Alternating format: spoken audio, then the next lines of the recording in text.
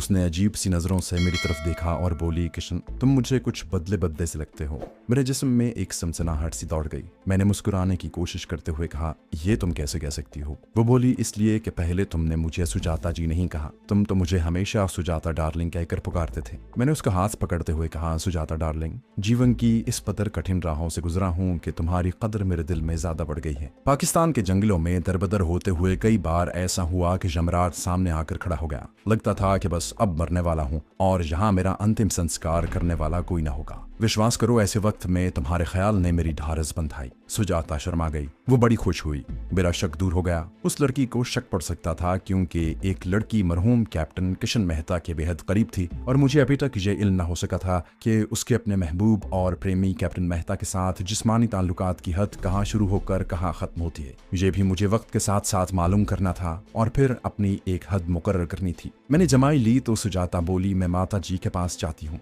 मेरी माता जी और पिताजी आगरा गए हुए थे। शाम को वो भी बधाई देने आएंगे। उन्हें हमने फोन पर बता दिया था कि तुम भगवान की कृपा से दुश्मन की कैद से निकलकर भारत में दाखिल हो चुके हो। मैं नहीं चाहता था, मगर सुजाता ने बेधड़क झुककर मेरा माथा चूम लिया। फिर वो चली गई। मुझे नींद बिल्कुल नहीं आ रही थी। मैं तन्हा रहकर इस घर में एक इंतहाई अजनबी मगर इंतहाई करीबी आदमी की हैसियत से दाखिल होने के बाद अपने इस तजुर्बे को थोड़ा सा हजम करना चाहता था। सुजाता के जाते ही मैंने कंबल ऊपर करके आंखें बंद कर लीं और आइंदा पेश आने वाले वाक़यात और पेचीदा हालात के बारे में गौर करने लगा। फिर आंखें खोल कर देखा। कमरे की अक़ब खिड़की में से गुरूब आफ्ताब की अलविदाई रोशनी अंदर आ रही थी। दीवार पर हनुमान जी की फ्रेम की हुई तस्वीर लगी थी। लिखने वाली टेबल पलंग के पास ही थी। मैंने टेबल लैंप जलाया और उठकर कुर्सी पर बैठ गया। देखा कि मेज पर फ्रेम में एक जानिब सुजाता की तस्वीर लगी थी, दूसरी जानिब एक गंजे और कुछ मेरी शक्ल वाले उथेड़ उम्र आदमी की तस्वीर थी। मैंने तस्वीर को उठाकर देखा। उसके नीचे लिखा था, सूबेदार आत्मा राम मेहता। मैंने जल्दी से तस्वीर वहीं मेज पर रख दी। ये कैप्टन राम किशन मेहता के वालिद की तस्वीर थी। अब मैंने एक एक करके मेज और सारे दराज खोल कर देखे। उनमें कुछ खुतूत उर्दू हिंदी में लिखे हुए, कुछ जरूरी यादाश्तों के कागजात, 2 रेलवे टाइम टेबल, एक हिंदी की जंतरी, अंग्रेजी की 2 जासूसी किताबें और इस किस्म के बेकार और मेरे काम न आने वाली चीजें भरी हुई थी। एक दराज में मुझे कैप्टन मेहता की यानी अपनी चेक बुक मिल गई, जिसमें से 2 चेक काटे गए थे, एक 700 रुपए का और एक 147 रुपए का। गाड़ी के लाइसेंस और जरूरी कागजात भी ऊपर वाली दराज में पड़े थे। मैंने अपना पासपोर्ट और बटवा भी उसी दराज में रख दिया। मैंने अलमारी खोल कर देखी। उसमें मेरी एक फ्रेम की हुई कप्तानी के जमाने यानी रेगुलर फोर्स के जमाने की बावर्दी तस्वीर पड़ी थी। मैं हैरान रह गया। वाकई मुझमें और मरहूम कैप्टन मेहता में गजब की मुमासलत थी। रही सही कसर प्लास्टिक सर्जरी ने पूरी कर दी थी। मैंने तस्वीर वहीं पड़ी रहने दी जहां मेरे मुख्तलिफ कपड़े लटके हुए थे। धोती, कुर्ता, स्लीपिंग सूट, 2 गर्म सूट, 2 वास्कटें, एक गांधी कैप भी एक तरफ टंगी थी। नीचे अलमारी में एक तरफ मेरे कुछ जूते पड़े थे। मैंने अलमारी बंद कर दी। किसी ने दरवाजा खटखटाया। मैंने पूछा, कौन है? कृष्णा कुमारी की आवाज आई, भैया जी। तुमने तो पहले कभी ना पूछा था कि कौन है? हर वक्त यही कहा करते थे कि तुम अंदर आ जाओ। उसने दरवाजा खोल दिया और अंदर आ गई। मैंने दिल में कहा, बीबी, आहिस्ता आहिस्ता मुझे पता चलेगा कि तुम्हारा मरहूम भाई क्या कुछ करता था। एक तरह से मुझे इस बात की खुशी भी हो रही थी कि इस घर की मुसरतों को वापस ले आया हूँ और मेरे आने के बाद इस घर की वीरानी शादमानियों में तब्दील हो गई है और माता जी को उसका बेटा, सुजाता को उसका महबूब और कृष्णा कुमारी को उसका छोटा भाई मिल गया है। मैंने मुस्कुराते हुए कहा, कृष्णा बहन, क्या करूं? दुश्मन की कैद में रहकर बहुत बातें भूल गया हूं। इन लोगों को मैंने यही बताया था कि कुछ दिनों पाकिस्तानियों की कैद में रहा हूं, जहां से एक रोज फरार हो गया। कृष्णा बोली, सुजाता के माता पिता जी आगरा से तुम्हें मिलने आए हैं, आओ मेरे साथ उनका स्वागत करो। सुजाता के माता पिता के चरण छुए तो उन्होंने मुझे गले लगा लिया। सुजाता की माँ खुशी से फूट फूट कर रोने लगी। ये ड्रामा भी शाम तक होता रहा। रात को खाने पर सारी फैमिली और सुजाता का खानदान और कृष्णा कुमारी के खामद का भी खानदान मौजूद था। तरह तरह की मिठाइयाँ और भोजन पकाए गए थे। मेरे पसंदीदा बघारे बैंगन भी मौजूद थे। टीवी पर दिल्ली का मेयर तकरीर कर रहा था। सुजाता ने टेप चला दी और कमरे की दूसरी आवाजों में माइकल जैक्सन के अंग्रेजी गानों की आवाज भी शामिल हो गई। कृष्णा के दोनों बच्चे डिस्को डांस करने लगे। खाने के बाद ये महफिल कुछ देर तक जारी रही। फिर मेरी बड़ी बहन कृष्णा कुमारी अपने खामद हरि प्रसाद और बच्चों को साथ लेकर चली गई। आगरा वाले रिश्तेदार भी बंगले के दूसरे बेडरूम में बच्चों के साथ घुस गए। मेरी माता जी स्नान करने के बाद दुर्गा माता की छोटी सी मूर्ति के आगे बैठकर अश्लोक पढ़ने लगी। सुजाता भी इजाजत लेकर अपने माता पिता के साथ अपने घर चली गई। मैंने माता जी के चरण चरण छुए और अपने घर में आकर अंदर से दरवाजे पर चटखनी लगाकर पलंग पर लेटकर वहां गुजरने वाली अपनी आइंदा इंतहाई पुरखतर जिंदगी के बारे में सोचने लगा। थोड़ी देर बाद माता जी के श्लोक पढ़ने की आवाज बंद हो गई। वो तुलसीदास की रामायण में से श्लोक पढ़ रही थी जो मैं पूरी तरह समझ रहा था। इतने में दरवाजे पर दस्तक हुई। ये मेरी यानी कैप्टन राम किशन मेहता की माता जी ही थी। बोली, किशन पुत्र, तुमने अंदर से कुंडी क्यों लगा दी? पहले तो तुम कभी कुंडी नहीं लगाया करते थे। ये भी मेरे लिए नई मालूमात थी। मैंने जल्दी से उठकर कुंडी खोल दी और कहा, माता जी, दुश्मन की कैद से नया नया भाग कर आया हूँ। मन में एक डर सा लगा रहता है। माता जी ने मेरे माथे को चूम लिया और बलाएं लेते हुए बोली, पुत्र, विष्णु भगवान तेरी रक्षा करेंगे। अब तू पिछले दिनों को भुला दे। मैं दूध माला के हाथ भिजवा रही हूँ। माला उस घर की दरमियानी उम्र की नौकरानी थी जो भोजन के सारे काम किया करती थी। माता जी जाते जाते रुक गईं, पलट कर मेरी तरफ देखा और बड़ी शफकत से मुस्कुराते हुए बोली, पुत्र, अब तू ब्याह रचा ले। बहू के आने से घर में रौनक हो जाएगी। सुन, सुजाता के माता पिता ने आज भी मुझसे तेरे ब्याह की बात की थी। वो लोग अब ये काम जल्दी कर देना चाहते हैं। मैंने माता जी का चमकता हुआ ममता भरा माथा चूम लिया और कहा, माता जी, आप चिंता न करें। कुछ दिनों बाद मेरी तरक्की होने वाली है। फिर जैसा आप कहेंगी वैसा ही करूंगा। माता जी बहुत खुश हुई, मुझे प्यार किया और बोली, अब सो जा, तू बहुत थक गया है और हाँ, कुंडी मत लगाना। मैंने कहा, अच्छा माता जी। मैंने दरवाजा बंद कर लिया, टेबल लैंप बुझाया और मुंह दीवार की तरफ करके आंखें बंद कर ली। माला जो तूत रख गई थी वो वैसे ही मेज पर पड़ा रहा। आंख खुली तो करीबी मंदिर से शंख और घंटियां बजने की आवाज कानों में पड़ी। सुबह हो रही थी। टेबल लैंप जलाकर दीवार पर लगे क्लॉक को देखा। सुबह के 8:45 बज रहे थे। बरामदे वाले रोशनदान में से सुबह की हल्की हल्की नीली रोशनी अंदर आ रही थी। मैं सारी रात गहरी नींद सोया रहा। तबीयत काफी हशाश बशाश थी। जब ख्याल आया कि ये मेरा घर नहीं है और मैं एक बहुत अहम कौमी मिशन पर जहाँ कैप्टन राम किशन मेहता के रूप में आया हूँ, तो दिल पर एक लम्हे के लिए बोझ सा पड़ गया। साथ वाले कमरे से माता जी के रामायण की कथा पढ़ने की आवाज आ रही थी। किचन में पानी की टूटी खुली थी। शायद माला सुबह सुबह ही आ जाती थी और वो बर्तन साफ कर रही थी। मैं उठकर गुस्ल खाने में घुस गया, शेव करके गुस्ल किया और स्लीपिंग गाउन में ही कमरे से बाहर निकला। माता जी के करीब जाकर राम राम करते हुए उनके चरण छुए और किचन की तरफ बढ़ा। माला वाकई आई हुई थी और गैस के चूल्हे पर दूध उबाल रही थी। मैंने कहा, चाय की एक प्याली बना दो जल्दी से। माला ने ताज्जुब से देखा और बोली, बाबूजी, आप तो फजर के वेले हमेशा दूध पीते थे। मैंने माथे को हाथ से दबाते हुए कहा, हाँ हाँ, दूध ही पीऊंगा, मगर आज कुछ सर दर्द हो रहा है। पहले चाय की एक प्याली पीऊंगा। नाश्ते पर मेरे सामने एक कटोरी में दही और फुल्कियां लाकर रख दी गईं। मालूम हुआ कि कैप्टन मेहता नाश्ते पर दही और फुल्कियां शौक से खाता था। मैंने वैसा ही किया। मैंने थोड़े थोड़े सिगरेट पीने शुरू कर दिए थे क्योंकि कैप्टन मेहता भी सिगरेट पीता था। उसका ब्रांड भी मुझे नौकरानी माला की वसातत से मालूम हुआ। मैंने उसे सिगरेट लाने के लिए भेजा तो वो कैप्स्टन का पैकेट ले आई।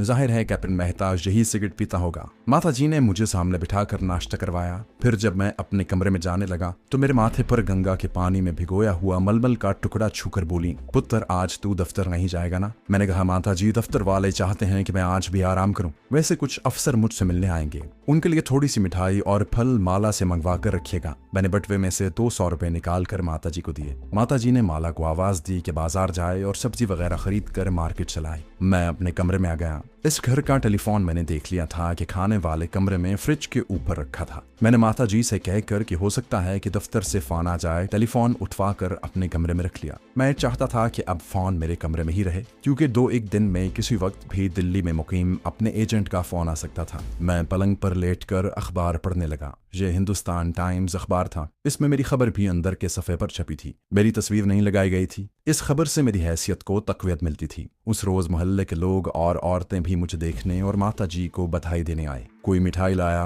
कोई फूलों के हार लिए चला रहा था। सब लोग मेरी माता जी को मुबारकबाद दे रहे थे। उन्होंने दिल्ली के एक उर्दू अखबार में छपी हुई मेरी खबर के बारे में बताया। 10 बजे मेरे ऑफिस के 3 अफसर आ गए। इनमें हमारा डायरेक्टर वर्मा नहीं था। इनमें से एक आदमी को मैं पहचानता था। वो एयरपोर्ट पर भी मेरे स्वागत को आया था और उसका नाम मुझे तिवाड़ी मालूम हुआ था। तिवाड़ी के हाथ में 2 फाइलें थी। मैंने उनकी चाय से तवाज़ो की। मैं बाकी 2 हिंदू अफसरों के नाम मालूम करने को बेताब था। बड़ी चालाकी से मैंने उनके बारे में मालूम किया। उनमें से एक का नाम कुमुदलाल जो मेरा स्टेनो था, दूसरे का नाम खैराती लाल था जो ऑफिस सुपरिंटेंडेंट था। ये तीनों पुख्ता उम्र के हिंदू लाले थे और खद्दर के कुर्तों पाजामों और गर्म सदरियों में मलबूस थे। खैराती लाल सुपरिंटेंडेंट ने कांधे पर गर्म शॉल भी डाल रखी थी और गांधी कैप भी पहन रखी थी। तिवाड़ी मेरे ही महकमे यानी इंटेलिजेंस ब्यूरो में सेक्रेटरी नंबर 2 था और उसकी बातों से पता चला कि जहां मेरे पास दूसरे ममालिक के साथ इंडिया की मिलिट्री, नेवी और एयरफोर्स के खुफिया मुआहिदाती उमूर के मामलात थे, वहां तिवाड़ी के पास सिविल मामलात की निगरानी थी। तिवाड़ी एक इंतहाई तेज चमकीली आंखों वाला खुर्रांट किस्म का ओहदेदार लगता था। बड़ी अच्छी अंग्रेजी बोलता था,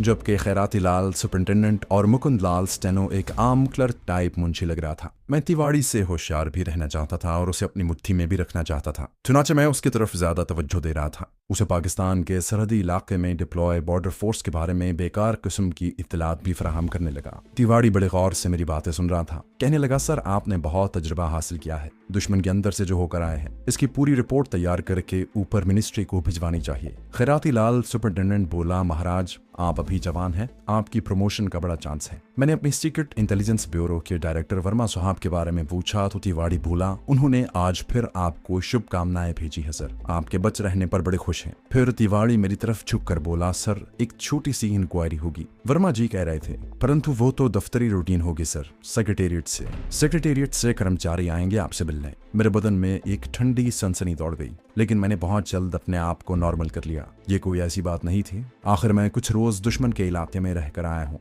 थोड़ी बहुत पुचकिच तो मुझसे लाजमी तौर पर होने वाली थी। मैंने अभी से उसके लिए अपने आप को तैयार करना शुरू कर दिया। अब एक बहुत बड़ा मसला मेरे सामने था। मुझे पाकिस्तान से चलते वक्त मेरे दिल्ली वाले ऑफिस का एड्रेस वगैरह तो मुझे बता दिया गया था, लेकिन मैं इन रास्तों से बेखबर था। ये दफ्तर कहीं लोधी रोड के अकब में किसी गैर मानूस जगह पर था। मैं नहीं चाहता था कि मैं अपनी गाड़ी को लेकर ऑफिस में जाने के लिए निकलूं और रास्ते में किसी से अपने ऑफिस के बारे में पूछने का खतरा मोल लूं। मैं अपने घर में आए हुए ओहदेदारों से भी नहीं पूछ सकता था और दूसरे रोज मुझे अकेले ही अपने दफ्तर जाना था। कौन सी तरकीब लड़ाऊं? आखिर एक तरकीब मेरे जहन में आ गई। मैंने सिगरेट सुलगाते हुए तिवाड़ी से कहा, तिवाड़ी साहब कल सुबह मुझे दफ्तर की गाड़ी भेज दीजिएगा, मेरी गाड़ी कुछ खराब हो गई है, आज उसे मिस्त्री के पास पहुंचा रहा हूं। तिवाड़ी बोला, भिजवा दूंगा सर, कोई बात नहीं। उसके बाद तिवाड़ी ने फाइल खोल कर मेरे सामने रख दी और बोला, आपके जाने के बाद ये फाइल मैंने अपने पास ही रखी थी। मैंने फाइल की वर्क गर्दानी करते हुए देखा कि वो एक कम्युनिस्ट मुल्क के साथ इंडिया के लिए असलहे की खुफिया खरीदारी के पैक्ट से मुताल्लिक फाइल थी। मैं अब समझ गया कि मेरे बॉस ने मुझे ही इस मिशन के लिए क्यों मुंतखब किया था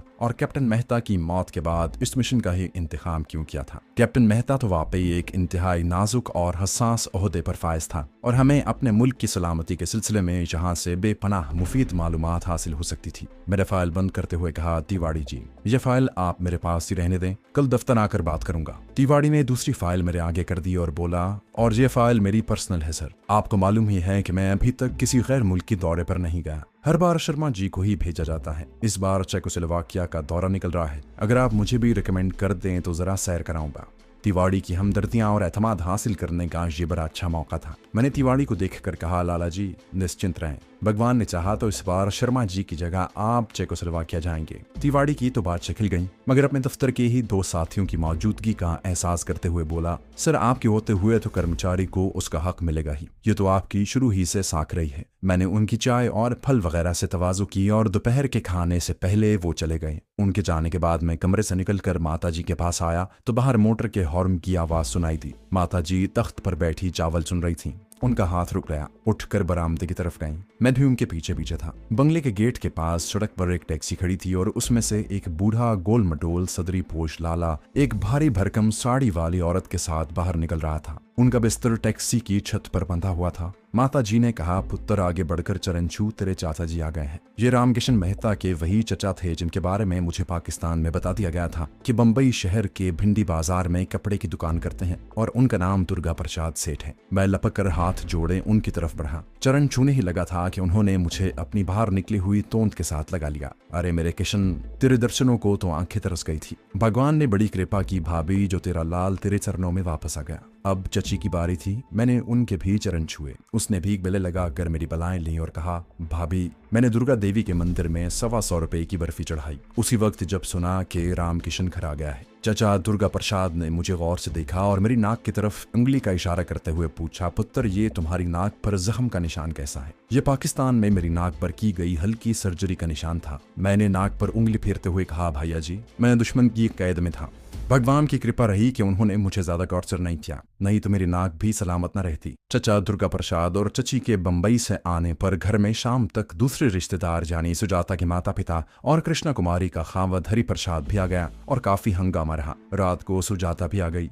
खाने पर 3 किस्म की सब्जियां, दालें और चटनियां बनाई गई थी। खिचड़ी भी थी और छोटे छोटे फुलके भी, जो मैं आम हालात में दर्जन भर चट कर जाता, मगर वहां एहतियात की जरूरत थी और मैंने सिर्फ 2 फुलके ही खाए। सुजाता मेरे लिए कॉफी बनाकर मेरे कमरे में आ गई। वो मुझसे सख्त नाराज थी कि मैंने उसे दफ्तर से फोन क्यों नहीं किया। पहले तो तुम दिन में मुझे 2 बार जरूर फोन किया करते थे, अब क्या बात हो गई कि तुमने मुझे 1 बार भी फोन नहीं किया। मैंने भी गुस्से में तुम्हें कॉल नहीं की। अब ये भी पता चल गया था कि कैप्टन राम किशन मेहता अपनी महबूबा को दिन में कम से कम 2 बार फोन किया करता था।